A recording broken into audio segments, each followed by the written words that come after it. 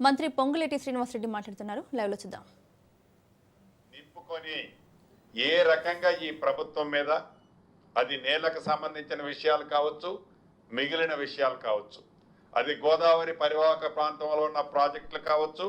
కృష్ణా పరివాహక ప్రాంతంలో ఉన్న ప్రాజెక్టులు కావచ్చు, ఈ ప్రాజెక్టుల మీద వారు మాట్లాడే తీరును చూస్తుంటే చాలా హాస్యాస్పదంగా,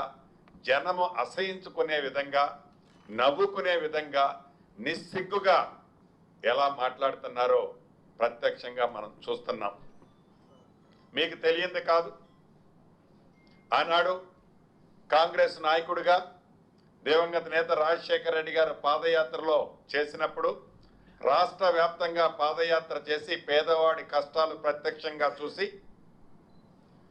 ఈ పేదవాడి కష్టాలు పరిష్కారానికి మార్గము, ఏకైక మార్గం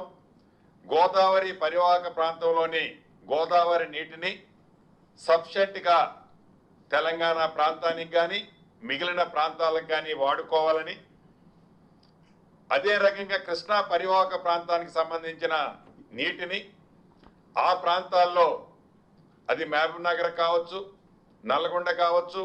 ఖమ్మం కావచ్చు, ఆ ప్రాంతాల్లో కూడా సమృద్ధిగా రైతన్నకి నీరిస్తే తప్ప ఈ కష్టాలు తీరవని జలయజ్ఞంలో భాగంగా ఆనాడు అనేక ప్రాజెక్టులు చేపట్టి దాంట్లో భాగమే ఏదైతే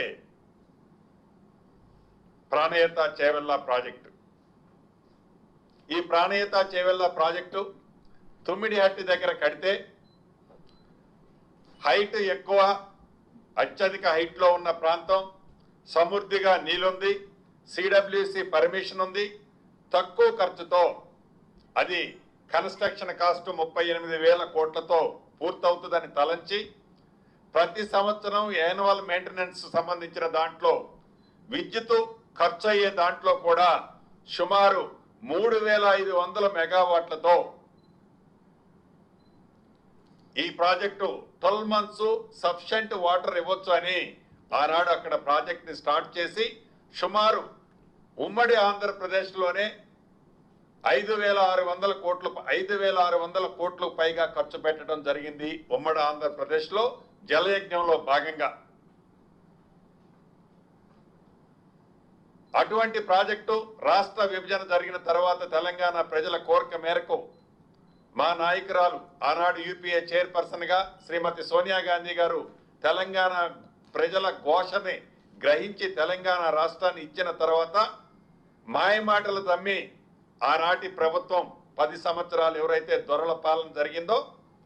ఆ దొరల పాలన జరిగిన టైంలో వారి టైంలో కూడా ఏదైతే ఈ ప్రాణహిత చేవెళ్ళ తుమ్మిడిహట్టు దగ్గర ఆనాటి ఉమ్మడి ఆంధ్రప్రదేశ్లో సుమారు 5,600 కోట్లు ఖర్చు పెట్టిన ఆ ప్రాజెక్టు మీద వీరు ముఖ్యమంత్రిగా ఉన్ననాటి ఆనాటి ముఖ్యమంత్రి కూడా సుమారు 6,400 కోట్లు దీని మీద ఖర్చు పెట్టడం జరిగింది. అంటే 38,000 కోట్లు ఖర్చుతో ఆ ప్రాజెక్టు సుమారు 16,40,000 ఆయకట్టుతో వస్తుందని ప్రాజెక్ట్ రిపోర్ట్ తయారు చేసి 38,000 కోట్లతో స్టార్ట్ చేస్తే దాంట్లో 11,650 కోట్లు ఉమ్మడి ఆంధ్రప్రదేశ్లో కానీ రాష్ట్ర విభజన తర్వాత కానీ ఖర్చు పెట్టడం జరిగింది. అటువంటి ప్రాజెక్టుని కాదని కేవలం వారి స్వార్థం కోసం, వారి స్వలాభం కోసం, వారి గొప్పతనం కోసం, వారి రాచరికాన్ని చూపించడం కోసం, వారి అకౌంట్లను నింపుకోవటం కోసం కాళేశ్వరం అనే ఒక మహా అద్భుతం 7 ఇంతలు కాదు ప్రపంచంలో ఉంది, ఇది 8వ ఇంత అని మాటలతో తెలంగాణ ప్రజలను నమ్మపలికి